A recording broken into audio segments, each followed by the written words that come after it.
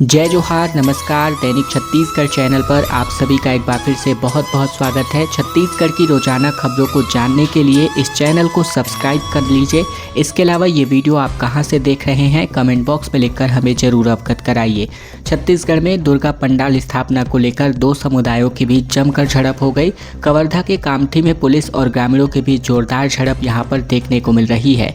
छत्तीसगढ़ के कबीरधाम जिले के कुकुदूर थाना क्षेत्र के ग्राम कामठी में नवरात्रि के प्रथम दिवस पंडाल स्थापना को लेकर दो समुदायों के बीच तनाव फैल गया। शनिवार सुबह एक पक्ष द्वारा लगाए गए पंडाल को गोंडवाना समाज ने हटाने की कोशिश की, जिससे दूसरे पक्ष में आक्रोश फैल गया और विवाद काफी गहरा हो गया। मामले की गंभीरता को देखते हुए पुलिस बल मौके पर पहुंची, लेकिन इस दौरान पुलिस और ग्रामीणों के बीच जमकर झड़प हो गई। इस झड़प में एक महिला आरक्षक घायल हो गई, जो गर्भवती बताई जा रही हैं और उनके हाथ और पैर में गंभीर चोटें आई हैं। साथ ही मौके पर मौजूद पुलिस बल ने स्थिति को नियंत्रित करने के लिए हल्का बल भी प्रयोग किया। 4 अक्टूबर को छत्तीसगढ़ के प्रवास पर रहेंगे अमित शाह। बस्तर दशहरा में शामिल होंगे केंद्रीय गृह मंत्री। केंद्रीय गृह मंत्री अमित शाह 4 अक्टूबर को प्रदेश के प्रवास पर हैं। बीजेपी नेताओं ने उनके आगमन की तैयारियां शुरू कर दी हैं। बता दें, छत्तीसगढ़ के बस्तर क्षेत्र में आयोजित होने वाले विश्व प्रसिद्ध बस्तर दशहरा महोत्सव को लेकर राष्ट्रीय पहचान दिलाने की दिशा में एक बड़ा कदम इसको बताया जा रहा है। नई दिल्ली में बस्तर दशहरा समिति के प्रतिनिधिमंडल ने केंद्रीय गृह मंत्री अमित शाह से मुलाकात कर उन्हें मुरिया दरबार में शामिल होने का औपचारिक निमंत्रण दिया। यह प्रतिनिधिमंडल बस्तर सांसद और दशहरा समिति के अध्यक्ष महेश कश्यप के नेतृत्व में था, जिसमें मांझी चालकी और अन्य सदस्य मौजूद नजर आए। रायपुर में 5000 एथलीट ने दौड़ लगाई, विजेता घोषित हुआ, लेकिन दौड़ की टाइमिंग का पता नहीं था। दरअसल छत्तीसगढ़ में प्रधानमंत्री नरेंद्र मोदी के जन्मदिवस के अवसर पर पूरे देश भर में भारतीय जनता पार्टी सेवा पखवाड़ा कार्यक्रम आयोजित कर रही है। छत्तीसगढ़ में भी भाजपा ने इस आयोजन को लेकर काफ़ी सक्रियता दिखाई, जहां राजधानी रायपुर में रविवार को नमो युवा मैराथन का आयोजन किया गया। खेल विभाग के सहयोग से नशा मुक्त भारत के थीम पर यह कार्यक्रम आयोजित किया गया। 5 किलोमीटर की इस रेस में इस रोड रनिंग में तकरीबन 5000 से अधिक धावकों ने हिस्सा लिया। इसमें जीतने वाले धावक को नगद इनाम के तौर पर 25,000 रुपए की धनराशि दी गई। हालांकि किस आधार पर विजेता घोषित किया गया, इसको लेकर कंफ्यूजन की स्थिति नजर आई। छत्तीसगढ़ के पुलिस कांस्टेबल के भर्ती परीक्षा का रिजल्ट जारी हो चुका है और इसको डाउनलोड आप कर सकते हैं।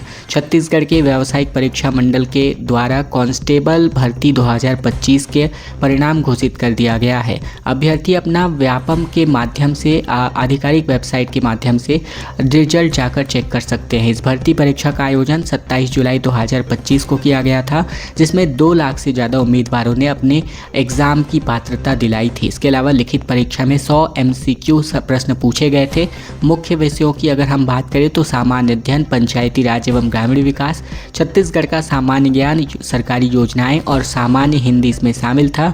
सबसे पहले आपको व्यापम की वेबसाइट पर जाना होगा और इसके बाद आप कांस्टेबल भर्ती परीक्षा आबकारी आरक्षक का जो रिजल्ट है वो चेक कर सकते हैं। खबर बलरामपुर से, जहां उफनती कन्हर नदी पर एनीकट से आना जाना करने को मजबूर है ग्रामीण। छत्तीसगढ़ झारखंड के बीच 500 मीटर की दूरी तय करने के लिए लोग अपने जान का जोखिम उठाने को मजबूर हैं। रामानुजगंज में कन्हर नदी का जलस्तर लगातार बारिश के कारण ऊंचाई पर बना हुआ है। एनीकट से पानी बह रहा है, इसके बावजूद सैकड़ों लोग इसी रास्ते से आवागमन कर रहे हैं। रामानुजगंज में रविवार को साप्ताहिक बाजार लगता है। साथ ही झारखंड के सीमावर्ती गाँव गोदारमना में भी बाजार लगता है। दोनों राज्यों के बीच एनीकट से होकर मात्र 500 मीटर की दूरी है और इसीलिए लोग खतरे की परवाह किए बिना इसी रास्ते का उपयोग करते हैं। एनीकट पर दिन भर लोगों की भीड़ देखी गई।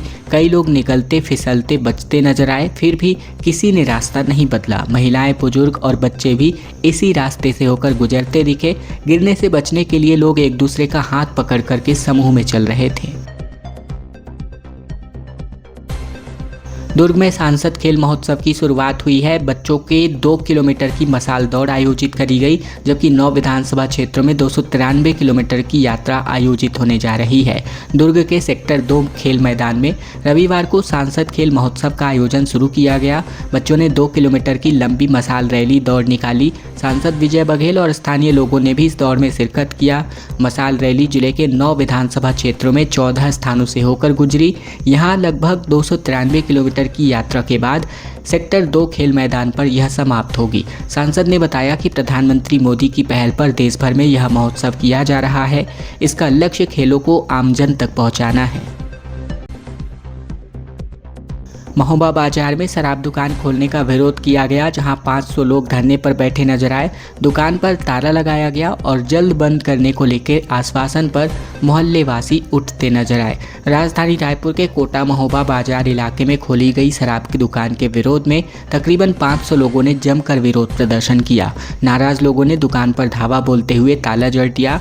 जानकारी मिलते ही सरस्वती नगर और आमानाका थाना पुलिस बल मौके पर पहुंची, लेकिन लोगों के आक्रोश को देखकर पुलिस पीछे हटती नजर आई।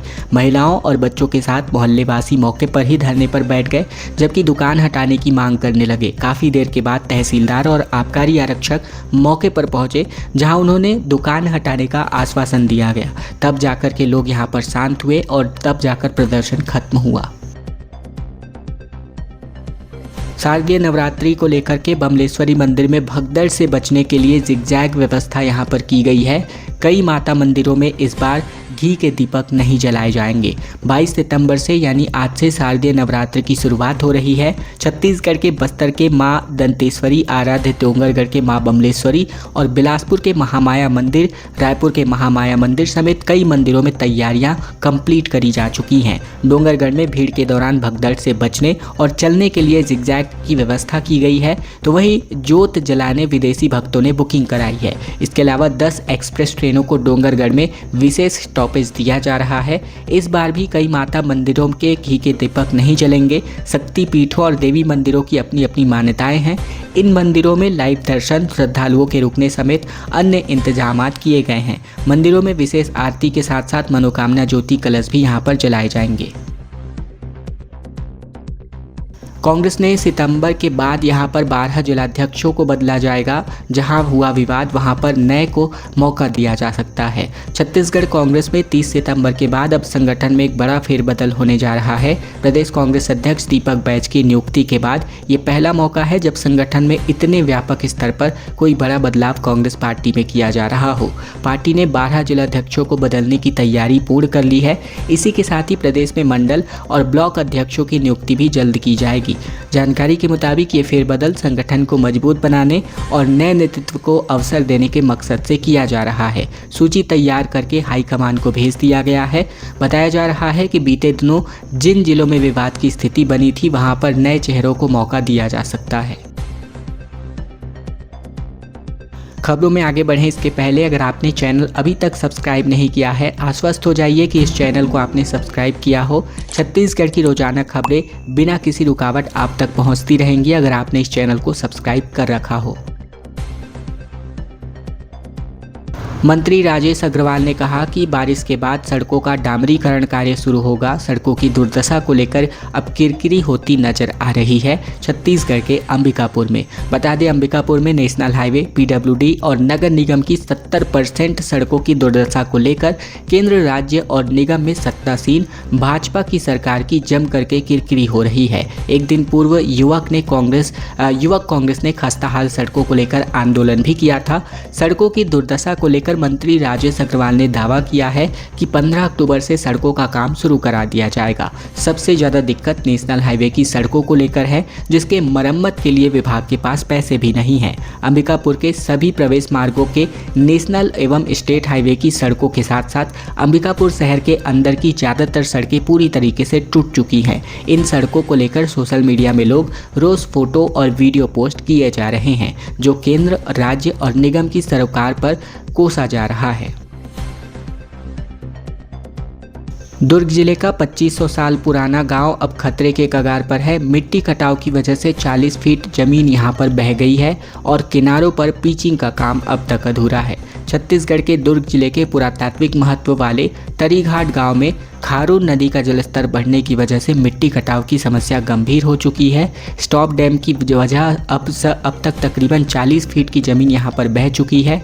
गांव में ही रहने वाले भास्कर सिंह चेलक का कहना है कि इस बार का कटाव बेहद तेज है। ये कटाव जो है गांव के ऊंचे टीले तक पहुंच चुका है। इनका कहना है कि अगर समय रहते उपाय नहीं किया जाता है तो अगले 2 से 3 साल में नदी का पानी बस्तियों तक पहुँच सकता है। सरपंच चंद्रिका साहू ने स्टॉप डैम के निर्माण पर सवाल उठाए हैं। इनके मुताबिक किनारों पर पिचिंग का काम सिर्फ कुछ ही ऊंचाई तक किया गया है। अगर ये काम 40 से 50 फीट तक किया जाता रहा तो कटाव नहीं होता। हर बारिश में मिट्टी बह रही है और इसकी वजह से ग्रामीणों के जानमाल को भी काफ़ी खतरा नजर आ रहा है। करंट लगने की वजह से 3 कबड्डी खिलाड़ियों की मौत हो गई। कोंडागांव में आंधी और तूफान की वजह से ये हादसा हुआ। टेंट उखड़कर हाई टेंशन लाइन से टकराया और 6 इसकी चपेट में आ गए। छत्तीसगढ़ के कोंडागांव जिले में एक बेहद दिल दहला देने वाली दुर्घटना सामने आई, जहां 3 कबड्डी खिलाड़ियों की जान चली गई। बड़े राजपुर ब्लॉक के ग्राम रावसजाही में तकरीबन कबड्डी मैच चल रहा था और इसी दौरान मौसम ने अचानक से करवट ली। तेज आंधी और तूफान आया, तभी मैदान में लगा टेंट उखड़कर 11 केवी की बिजली लाइन से जा टकराया। ये मामला विश्रामपुरी थाना क्षेत्र का है। घटना शनिवार की है, जहां करंट की चपेट में कुल 6 लोग आ गए थे। इस घटना के बाद ग्रामीणों ने सभी घायलों को तत्काल विश्रामपुरी अस्पताल पहुंचाया, जहां 2 के हालात अभी भी गंभीर बने हुए हैं। रेल आंदोलन खत्म हो चुका है छत्तीसगढ़ में, लेकिन फिर भी यात्रियों की परेशानी लगातार जारी है। दक्षिण पूर्व मध्य रेलवे बिलासपुर जोन में कई ट्रेनों का परिचालन प्रभावित हुआ है। धनबाद मंडल के पारसनाथ, छपरा और प्रधान घंटा के साथ साथ चक्रधरपुर और खड़गपुर मंडलों के बीच कई स्टेशनों पर काम किया जा रहा है। आंदोलन के चलते सुबह 9:19 पर ये आंदोलन समाप्त हो गया, लेकिन आंदोलन समाप्त होने के बाद भी रेल सेवाएं प्रभावित हैं। जानकारी के मुताबिक कुल मिलाकर 17 ट्रेनों को या तो पूरी तरह रद्द कर दिया गया है या फिर आंशिक रूप से बीच रास्ते में ही निरस्त कर दिया गया है। कुछ ट्रेनों को बीच रास्ते से ही वापस भेजा जा रहा है। रेलवे प्रशासन का कहना है कि 23 सितंबर से सभी ट्रेनों का परिचालन सामान्य हो जाएगा। हावड़ा पुणे ट्रेन को घाटशिला तक ही चलाया जा रहा है और घाटशिला से पुणे के बीच यह पूरी तरीके से रद्द कर दिया गया है। राजनांदगांव में केदारनाथ धाम का एक भव्य पंडाल निर्मित हो रहा है। 55 फीट ऊंचा मंदिर 7000 बांस से यहां पर तैयार किया जा रहा है। राजनांदगांव के बसंतपुर स्थित कृषि उपज मंडी में दुर्गा उत्सव की तैयारियां पूरी हो चुकी हैं। मंडी परिसर में मां दुर्गा के पंडाल के साथ साथ बाबा केदारनाथ का पंडाल भी बनाया जा रहा है। पंडाल में पहाड़ों के बीच मां मनसा के चित्र लगाए गए हैं। श्रद्धालु इन चित्रों के दर्शन करते हुए विशाल पंडाल में विराजित बाबा केदारनाथ तक पहुंचेंगे और वातावरण को और भी प्राकृतिक बनाने के लिए धुंध का इंतजामात किया गया है। पंडाल का निर्माण 2 महीने से पहले ही चल रहा था और इसके लिए कोलकाता से विशेष कारीगरों को भी बुलाया गया था। बता दें, पंडाल में 25-25 फीट ऊंचे लंबे करीबन 7000 बांस लगाए गए हैं। ये बांस कोरमा से मंगाए गए हैं। ऐसे में मंदिर को ईंट जैसा स्वरूप देने के लिए 15 धान कपड़े का इस्तेमाल किया गया है। पंडाल की कुल ऊंचाई 55 फीट रखी गई है, जिससे मंदिर का आर्च लगभग 40 फीट का बनाया गया है। वोट चोरी पर कांग्रेस का एक बड़ा अभियान आयोजित होने जा रहा है। जनता से अब फॉर्म भरवाए जाएंगे। हस्ताक्षर जुटाकर निर्वाचन आयोग और राष्ट्रपति को सौंपा जाएगा। चुनाव में कथित तौर पर वोट चोरी और धांधली को लेकर के यहां कांग्रेस ने निर्वाचन आयोग के खिलाफ एक मोर्चा खोल दिया है। हाईकमान की घोषणा के बाद छत्तीसगढ़ प्रदेश कांग्रेस कमेटी ने एक पत्र जारी कर सभी कमेटियों को हस्ताक्षर अभियान को लेकर आदेश दिया है। कांग्रेस कार्यकर्ता 15 अक्टूबर तक हर गांव ब्लॉक में जाकर हस्ताक्षर अभियान चलाएंगे। इस दौरान जनता से फॉर्म भरवाया जाएगा। पार्टी कार्यकर्ता घर घर जाकर फॉर्म भरवाने जा रहे हैं और जनता से हस्ताक्षर लेकर इन्हें निर्वाचन आयोग और राष्ट्रपति के समक्ष प्रस्तुत करेंगे। कांग्रेस पार्टी का कहना है कि इस पहल का उद्देश्य जनता की आवाज़ को मजबूत करना है और लोकतंत्र की रक्षा करना है। हस्ताक्षर अभियान के जरिए वोट चोरी के दोषियों पर सख्त कार्यवाही और निष्पक्ष चुनाव कराने की मांग यहाँ पर की जा रही है। नशा मुक्त भारत अभियान के लिए राजनांदगांव में सेवा मैराथन आयोजित किया गया। 5 किलोमीटर की दौड़ में तुषार कुमार ने प्रथम स्थान हासिल किया। राजनांदगांव में जिला प्रशासन और समाज कल्याण विभाग ने समता जन कल्याण समिति के सहयोग से सेवा मैराथन का आयोजन किया, जहां यह कार्यक्रम सुबह 7 बजे अंतर्राष्ट्रीय हॉकी स्टेडियम में आयोजित किया गया। महापौर मधुसूदन यादव ने हरी झंडी दिखाकर इस मैराथन का शुभारंभ किया। उन्होंने कहा कि वर्तमान में नशा परिवारों के टूटने का प्रमुख कारण बन रहा है। युवाओं को नशे से दूर रहकर अपने भविष्य पर ध्यान देना चाहिए। मैराथन का मुख्य उद्देश्य समाज को नशा मुक्ति का संदेश देना और नशे के दुष्परिणामों से अवगत कराना है। खबरों का सिलसिला बस यहीं तक का था। वीडियो अगर आपको पसंद आया है तो वीडियो जरूर से लाइक कर दीजिएगा। चैनल पर नए हैं, चैनल जरूर से सब्सक्राइब कर लीजिएगा ताकि छत्तीसगढ़ की रोजाना खबरें हम आप तक बिना किसी रुकावट पहुंचा सके। इस वीडियो को शेयर कर दीजिएगा अपने दोस्तों और रिश्तेदारों तक ताकि उन तक भी यह महत्वपूर्ण खबरें बिना किसी रुकावट के पहुंचाई जा सके।